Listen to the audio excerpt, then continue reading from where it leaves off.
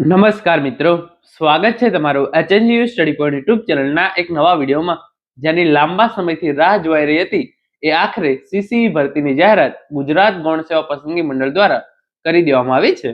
તો આજના આ વિડીયોની અંદર આપણે સીસીઈ ભરતીની સંપૂર્ણ માહિતી જે છે એ મેળવવાના છીએ.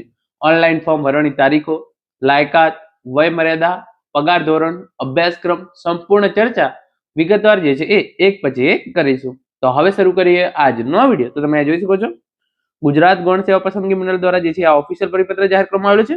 ગુજરાત ગૌણ સેવા પસંદગી મંડળ ગાંધીનગર દ્વારા ગુજરાત ગૌણ સેવા વર્ગ 3 ગ્રુપ એ તથા ગ્રુપ બી ની સંયુક્ત સ્પર્ધાત્મક પરીક્ષા Gujarat subordinate service class 3 group A and group B combined competitive exam માટે નીચે દર્શાવેલ જગ્યાઓ સીધી ભરતીથી ભરવા માટે ઓજસની વેબસાઇટ પર ઉમેદવારો પાસેથી ઓનલાઈન અરજી ફોર્મ મંગાવવામાં આવે છે. તો કમ્બાઇન્ડ કોમ્પિટિટિવ એક્ઝામ એટલે કે સીસી ભરતી માટે જે છે એ ઓનલાઈન ફોર્મ ભરવાનું શરૂ થઈ ગયું છે.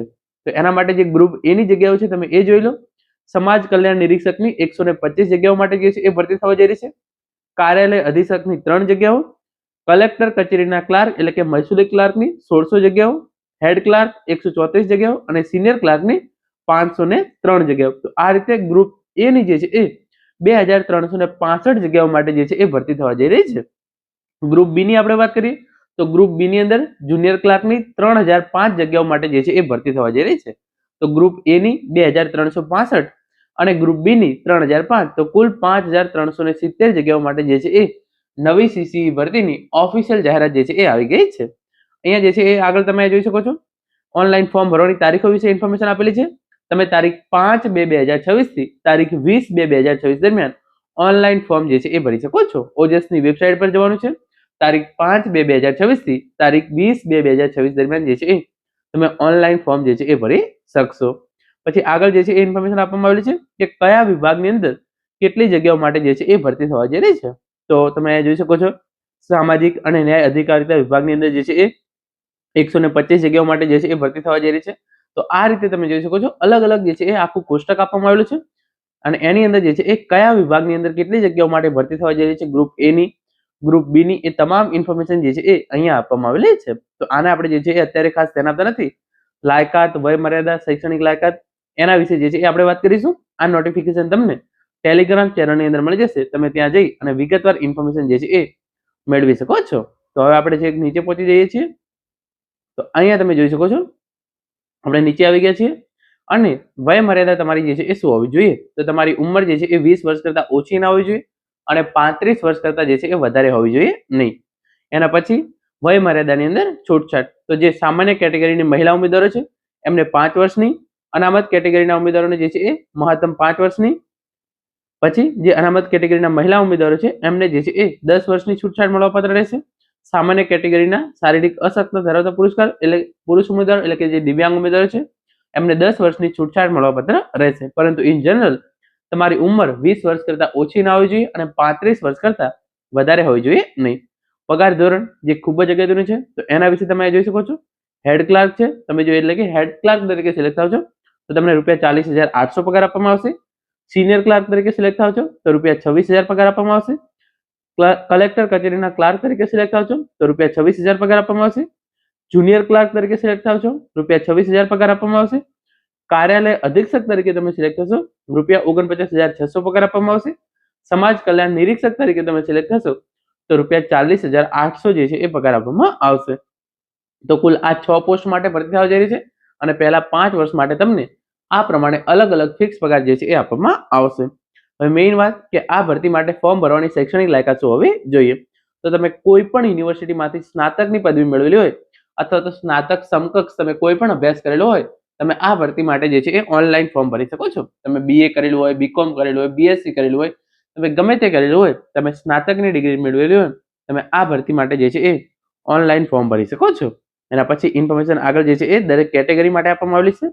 તો આ પણ તમે તમારી જે કેટેગરી તમને લાગુ પડતી હોય એ ઓફિશિયલ નોટિફિકેશન ટેલિગ્રામમાં જઈ વાંચી અને એમાંથી જે છે એ મેળવી લેજો. હવે તમારે અરજી કરવાની રીત ઇન્ફોર્મેશન આપેલી છે. 5/2/2026 બપોરના 2 વાગ્યાથી તારીખ 20/2/2026 દરમિયાન રાતે 12 વાગ્યા સુધી તમે જે છે એ ઓનલાઈન ફોર્મ ભરી શકશો. ઓજસની વેબસાઇટ પર જવું અને ત્યાં જઈ અને તમારે વિગતવાર જે છે એ ફોર્મ ભરવાનું રહેશે. તો 5 તારીખે જ્યારે ફોર્મ ભરવાનું શરૂ થશે તો આપણે વિગતવાર વિડીયો બનાવી દઈશું. સીસી ભરતી માટેનું ઓનલાઈન ફોર્મ કેવી રીતે ભરવું એના રિલેટેડ.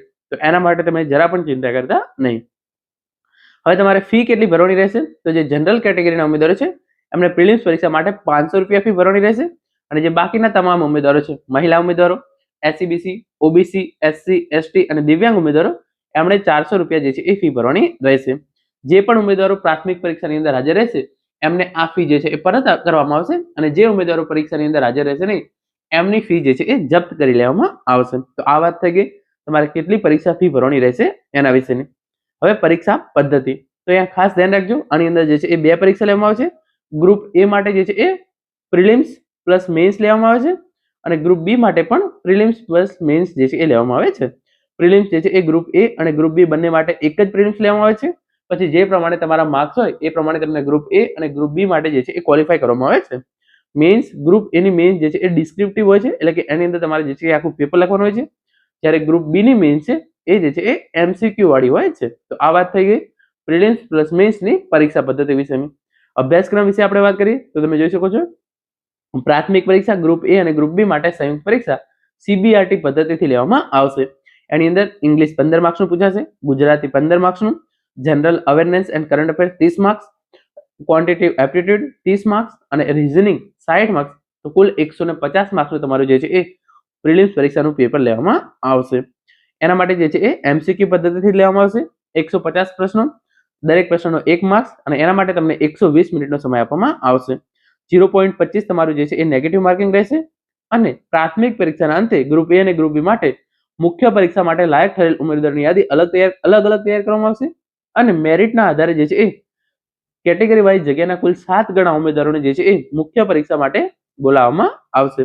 તો આ વાત થઈ ગઈ પ્રિલિમ્સ પરીક્ષાની. મુખ્ય પરીક્ષાની વાત કરીએ તો જે મુખ્ય પરીક્ષા છે એની અંદર લઘુત્તમ લાયકી ધોરણ જે છે એ 40% નક્કી કરવામાં આવેલું છે. તો એટલે કે તમારે પાસ થવા માટે મિનિમમ 40% માર્ક્સ લાવવા જરૂરી છે, તમે કોઈ પણ જે છે એ કેટેગરીના હોય. પ્રાથમિક પરીક્ષામાંથી ગ્રુપ એ અને ગ્રુપ બી માટે અલગ અલગ જે છે એ મુખ્ય પરીક્ષાને યાદી તૈયાર કરવામાં આવશે. ભરવાની થતી કેટેગરી વાઇઝ જગ્યાના 7 ગણા ઉમેદવારોને મુખ્ય પરીક્ષા માટે લાયક ઠેરવવામાં આવશે. પછી યાદી જે છે એ ગૌણ સેવા પસંદગી મંડળની ઓફિશિયલ વેબસાઇટ પર જાહેર કરવામાં આવશે, અને એના પછી તમારું જે છે એ પરીક્ષાનું આયોજન જે છે એ કરવામાં આવશે. પછી કેટલીક સૂચનાઓ જે છે આપવામાં આવેલી છે એ આપણે જે છે એ અત્યારે ખાસ ધ્યાનમાં લેતા નથી. એના પછી જે સિલેબસ આપેલો છે તમે એ જોઈ શકો છો. જે સીસી ગ્રુપ એ છે અને મેઇન્સ એક્ઝામનો સિલેબસ આપેલો છે. ગુજરાતી લેંગ્વેજ 100 માર્ક્સ 3 કલાકનું પેપર, ઇંગ્લિશ લેંગ્વેજ 100 માર્ક્સ 3 કલાકનું પેપર, અને જનરલ સ્ટડીઝ 150 માર્ક્સનું પેપર 3 કલાક. તો આ રીતે તમારી જે છે એ સીસી ગ્રુપ એ મેઇન્સની પરીક્ષા જે છે એ લેવામાં આવશે. Part 2 syllabus of mains exam. તો આની અંદર તમે અહીંયા જોઈ શકો છો જે સીસી ગ્રુપ બી છે એના માટેનો જે છે એ મેઇન્સ એક્ઝામનો સિલેબસ આપેલો છે. Indian state and system constitution 20 marks. આખો સિલેબસ તમે અહીંયા જોઈ શકો છો. આનો સ્ક્રીનશોટ તમે જે છે એ ચોક્કસથી લઈ લેજો. CC group B mains exam માટેનો જે છે એ આ સિલેબસ આપેલો છે. તો ચલો અહીંયા હું બધું ક્લિયર કરી દઉં છું. તમે અહીંયાથી એક સ્ક્રીનશોટ ચોક્કસથી લઈ લેજો.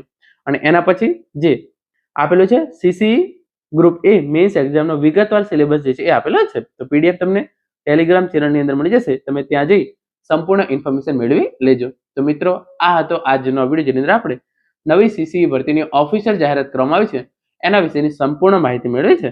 આશા રાખું છું આજનો આ વિડીયો જે છે તમને ચોક્કસ ઉપયોગી થશે. Thank you so much for watching.